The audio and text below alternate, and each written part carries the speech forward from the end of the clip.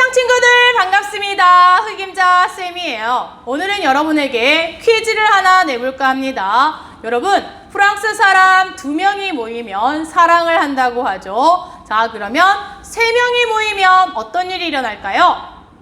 조금 어려웠나요? 프랑스 사람들은 3명이 모이면 혁명을 한대요. 자, 이건 그만큼 프랑스에서 혁명이 자주 일어났다는 말일 텐데, 지난 시간에 우리가 배웠던 프랑스 혁명 이후에 또 프랑스에서는 어떠한 혁명이 일어났을지 선생님과 함께 오늘 차근차근 공부해 보도록 하겠습니다. 자, 지난 시간에 배웠던 나폴레옹이 몰락한 이후에 유럽에서는 19세기 자유주의와 민족주의 운동이 활발하게 전개가 되는데요. 자, 그럼 일단 개념 정리. 자유주의란 개인의 자유와 권리, 재산권 등을 보장받기 위한 운동을 자유주의 운동이라고 하고요. 민족주의라고 하는 건 민족을 중심으로 해서 독립적이고 통일된 국가를 수립하려는 운동을 민족주의 운동이라고 합니다. 개념 정리됐죠? 자, 그러면 빈 회의부터 들어가 보도록 하겠습니다. 여러분, 나폴레옹이 몰락한 이후에 유럽 각 국가의 대표들이 오스트리아의 수도였던 빈에 모여 회의를 했다고 합니다. 왜? Why? 나폴레옹으로 인해서 엉망진창이 돼버렸던 유럽의 국경선이라든지 유럽의 정치 질서를 어떻게 할 것이냐를 논의하기 위해서 모였다고 하죠. 그리고 이 회의를 우리는 빈 회의라고 하고요. 이 회의를 주도했던 사람이 누구였다? 오스트리아의 제상이었던 메테르니히라고 하는 사람이 있었습니다. 혹시 여러분 유산균 음료 중에 메치니코프라고 하는 유산균 음료 아십니까? 자, 그 유산균 음료 아니고요. 메테르니히라고 하는 오스트리아의 제상의 주도로 빈 회의가 열리게 되었고, 이 회의에서 2가지의 원칙을 이제 합의를 보게 됩니다. 첫 번째 원칙이 무엇이냐? 바로 복고주의입니다. 여러분, 복고라고 하는 뜻이 무엇입니까? 바로 옛날로 되돌린다라는 뜻이 되겠죠. 여러분, 우리가 일상생활 속에서 복고풍이다라고 하는 말 많이 쓰고요. 또 복고 댄스라는 말 많이 쓰죠. 혹시 여러분, 지금이야 여러분이 뭐 BTS라든지 뭐 다른 뭐죠? 아이돌 가수들을 되게 좋아하는데, 선생님 세대만 하더라도 서태지와 아이들이 선생님 세대입니다. 그리고 선생님이 특히나 좋아했던 가수 중에 박남정이라고 하는 가수가 있는데, 이 가수가 정말 오늘날의 뭐 BTS 저리 가라 할 정도로 큰 인기를 끌었었는데, 그때 당시에 박남정이 췄던 춤 중에 기억 니은 춤이 있습니다. 왜 난 이리 날 그리는 걸까? 왜 내 모습 보이지 않는 걸까? 지금 불러도 선생님이 정말 가슴이 떨릴 정도로 굉장히 좋아했던 가수인데요. 자, 이런 춤을 이제 우리가 복고 댄스라고 하죠. 옛날에 상당히 이 옛날의 댄스를 추고 싶고 그리고 어떤 향수에 젖어 있는, 자, 이런 것들을 이제 복고라고 이야기를 합니다. 그러니까 옛날로 되돌아간다라는 뜻을 갖고 있습니다. 알겠습니까? 자, 그러면 이 빈 회의에서 유럽의 질서를 옛날로 되돌린다라고 하는 건 뭐냐면, 프랑스 혁명과 나폴레옹으로 인해서 이제 엉망이 돼버렸던 유럽의 정치 질서를 프랑스 혁명 전의 상태로 되돌린다는 뜻입니다. 자, 그러면 결국 뭡니까? 프랑스 혁명 전으로 되돌린다는 얘기는 왕정을 복고시키겠다라는 뜻이 되겠죠. 알겠습니까? 자, 그 다음에 2번째 원칙이 바로 세력 균형입니다. 여러분, 세력 균형이다라고 하는 말은 한마디로 힘의 밸런스를 맞추겠다라고 하는 거죠. 나폴레옹이라고 하는 이 또라이가 나타나, 이제 선생님이 이런 막말을 쓰기도 했지만, 나폴레옹이라고 하는 이 유럽의 절대 강자가 나타나 전 유럽을 제패해버리면서 완전히 유럽의 어떤 국경선이나 정치 질서가 엉망이 되어버렸으니, 2번 다시 이런 나폴레옹과 같은 절대 강자가 나오지 못하게 각 국가들의 힘의 밸런스를 맞추자라고 하는 게 세력 균형이 되겠습니다. 알겠습니까? 자, 그래서 이 빈 회의에서 결정된 이런 원칙에 따라서 유럽의 정치 질서를 다스리게 되는데, 우리가 그거를 빈 체제라고 이야기를 합니다. 빈 시스템이라고 하면 여러분이 좀 더 이해하기가 쉬울까요? 자, 그러면 이 빈 체제가 성립된 결과 이제 유럽에서 어떤 일이 벌어지게 되느냐? 자, 신성동맹과 사국동맹, 빈 회의에 참가를 했던 오스트리아와 프로이센, 그다음에 영국과 오프러, 그러니까 오스트리아, 프로이센, 러시아가 먼저 신성동맹을 결성했고 여기에 영국이 포함된 게 사국동맹입니다. 자, 신성동맹과 사국동맹을 결성해서 자, 이 유럽 각 국가들은 말 그대로 유럽에서 벌어지게 되는 자유주의 운동과 민족주의 운동을 철저하게 탄압하게 됩니다. 자유주의 운동과 민족주의 운동을 뭐 했다? 탄압을 했습니다. 자, 그런데 여러분, 이 유럽 국가들이, 각 유럽의 국가들이 빈 체제에 따라 자유주의와 민족주의 운동을 탄압하기는 했지만 이게 유럽 국가들에게 잘 먹혔을까요? 그렇지 않았겠죠. 왜? 유럽은 이미 나폴레옹이라고 하는 인물로 인해서 자유의 맛을 봤습니다. 자유의 맛을 보면서 눈높이가 상당히 높아져 있는 이들에게 자유를 박탈하겠다? 자유를 박탈하겠다? 있을 수 없겠죠. 여러분 그런 것 같아요.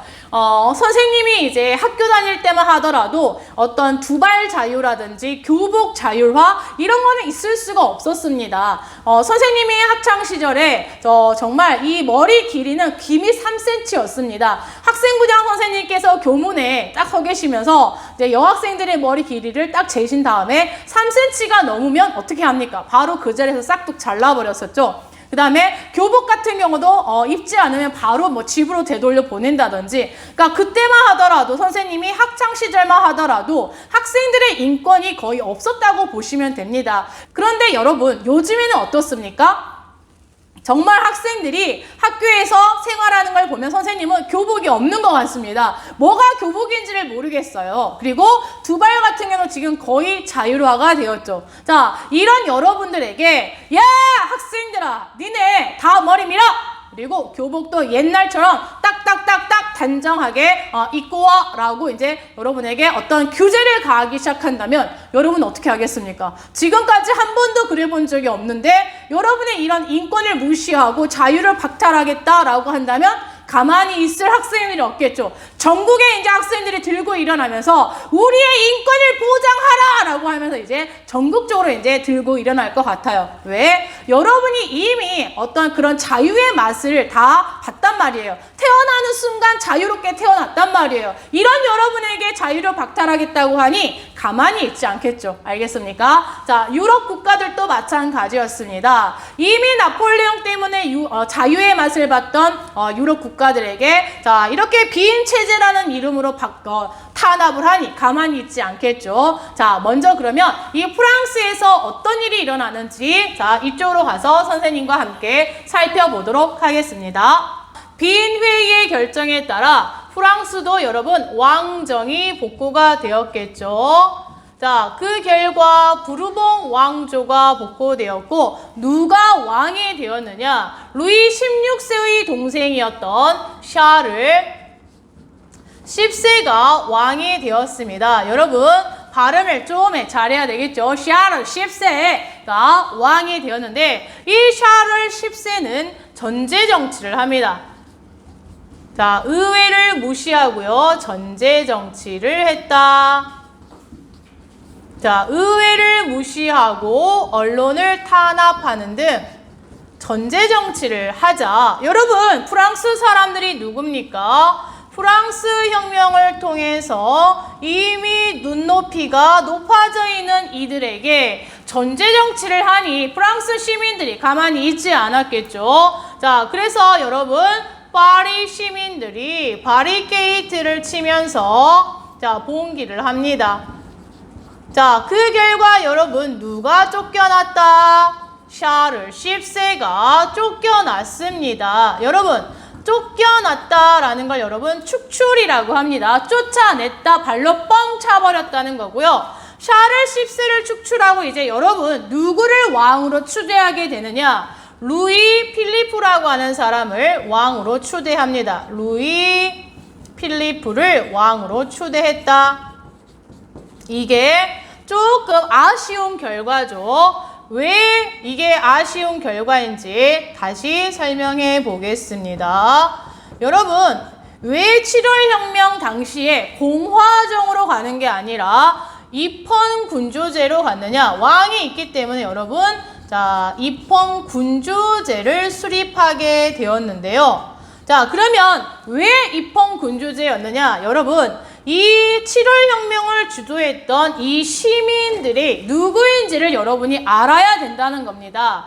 자, 물론 이 7월혁명 당시에 많은 프랑스 시민들이 참여를 했겠지만 이 7월혁명을 주도했던 지도부 세력은 누구냐면요, 여러분, 부르주아들이었습니다. 자, 부르주아들이었기 때문에 이들은 굉장히 어떤 그 급진적인 개혁을 별로 좋아하지 않습니다. 왜냐하면 어떤 자신들이 갖고 있는 것들을 지켜내야 됐기 때문에 과격한 어떤 혁명은 별로 좋아하지 않았다는 거죠. 그래서 이 부르주아들이 주도했던 7월 혁명의 결과 프랑스는 공화정이 아니라 입헌군주제로 가게 되었다라는 거 중요합니다. 알겠습니까? 자, 그러면 프랑스 7월 혁명의 결과 이제 주변 국가들에게도 영향을 끼쳤겠죠. 자, 중요한 영향. 자, 어느 나라가 독립을 하게 되었다? 벨기에가 독립을 하게 됩니다. 누구로부터? 여러분, 네덜란드로부터 독립을 하게 되었습니다. 여러분, 이 벨기에는 이 빈 회의에 따라 네덜란드에 예속을 당했는데요. 네덜란드와 벨기에 같은 경우는 완전히 종교가 다릅니다.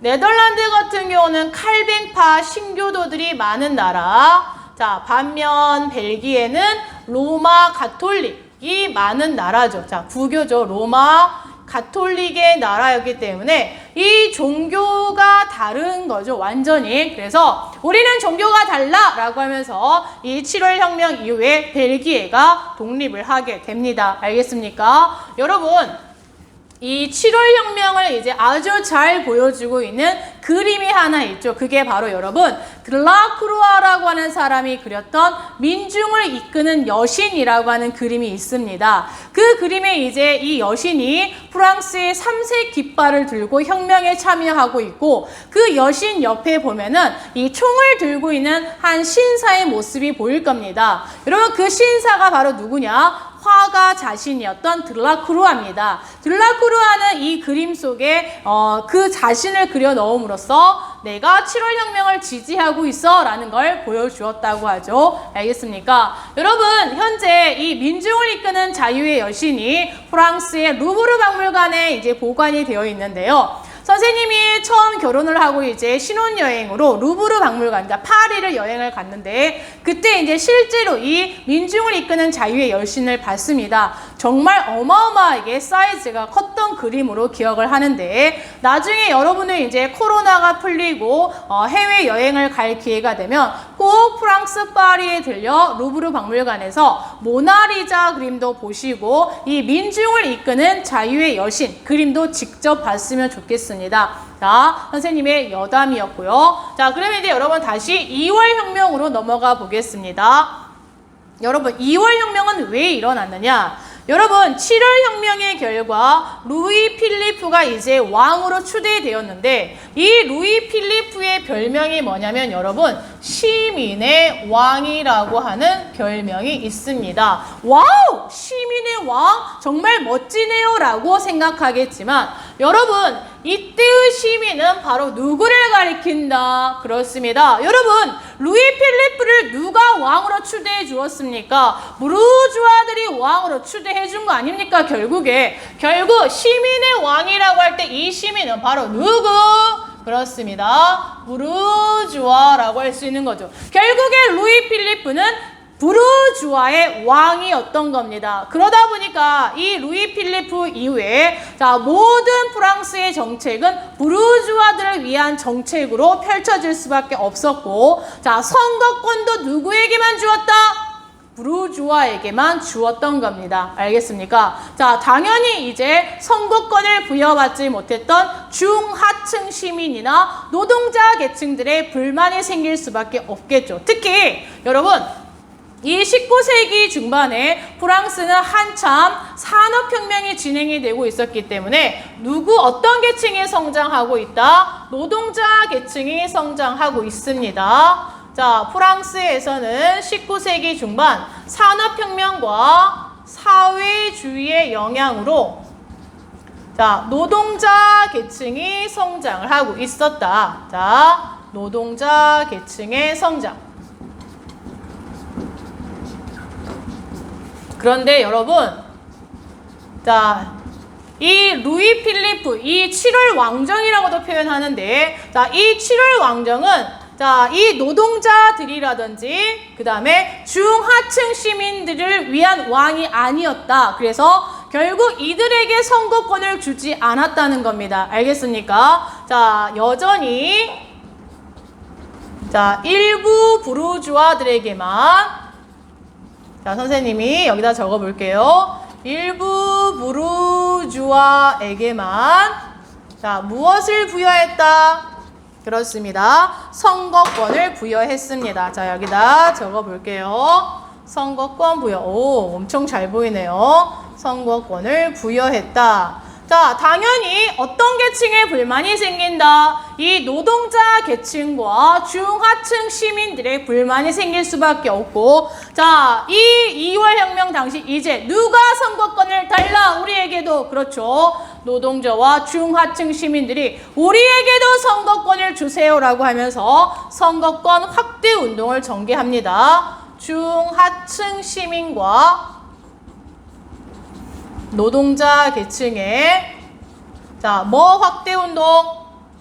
선거권 확대 운동. 노동자 계층의 자, 선거권 확대 운동. 선거권 확대 요구를 하면서 2월 혁명이 전개가 되었고요. 자, 이 2월 혁명의 결과 여러분, 자, 누가 쫓겨났을까요? 루이 필리프가 쫓겨납니다. 여러분, 7월 혁명 당시에는 누가 쫓겨났다? 전제 정치를 했던 샤를 쉽세가 쫓겨났다면 2월 혁명의 결과로는 루이 필리프가 축출되었습니다. 자, 그리고 이 2월 혁명으로는 여러분, 왕을 추대하지 않고 자, 공화정을 수립하게 됩니다. 자, 공화정을 수립을 하게 되었고, 그 결과 1848년 12월 달 프랑스 국민들은 자, 투표를 통해서 대통령을 선출을 하는데 누가 대통령이 되었다, 여러분? 우리가 알고 있는 그 나폴레옹의 조카였던 루이 나폴레옹이 대통령으로 선출이 됩니다. 자, 루이 나폴레옹이 대통령이 되었습니다. 자, 대라고만 적겠습니다. 그럼 여러분, 왜 프랑스 사람들은 루이 나폴레옹을 대통령으로 뽑았느냐? 우리 그런 거 있잖아요. 사회가 굉장히 혼란할수록 이제 사람들은 누구에 대한 어떤 향수에 적게 된다? 나폴레옹에 대한 향수에 적게 되었다는 거죠. 최소한 나폴레옹은 정치는 잘했지. 그때는 우리가 그래도 최소한 잘 먹고는 잘 살았지. 라고 하면서 그 나폴레옹 시대에 대한 그리움 때문에 자, 이 조카였던 루이 나폴레옹을 대통령으로 뽑았던 겁니다. 그런데 여러분, 진짜 아이러니한 게 뭔지 압니까? 루이 나폴레옹은 여러분, 반자유주의자였습니다. 결국 이 루이 나폴레옹이 나중에 이제 황제, 삼촌처럼 황제 자리에 올라가게 되면서 유명한 이제 오지라퍼가 되면서 낄 때 안 낄 때 모든 전쟁에 끼어들면서 프랑스에 큰 피해를 안겨다 주었던 사람이 루이 나폴레옹입니다. 자, 여러분, 이 2월 혁명의 결과 자, 옆나라였던 오스트리아에서도 여러분 뭐가 일어나게 되었느냐? 3월 혁명이 일어나 자, 누가 추방되었다? 여러분, 자, 빈 체제를 이끌었던 누가 추방되겠습니까? 그렇죠. 메테르니히가 추방되었습니다. 이 빈 체제를 이끌었던 메테르니히가 추방되었다는 건 결국에 무슨 체제가 붕괴되었다? 그렇죠. 빈 체제가 붕괴되었다라고 정리를 할 수가 있겠습니다. 그리고 이 2월 혁명의 결과 독일과 그동안 이제 분열되어 있었던 여러분, 독일과 이탈리아에서도 이제 무슨 운동이 전개가 되더라? 통일 운동이 전개가 되더라. 라는 사실까지 해서 여러분 오늘 모든 수업 내용을 마무리 지어 보겠습니다. 다음 시간에 또 선생님과 함께 즐겁고 신나는 내용으로 만나겠습니다. 안녕!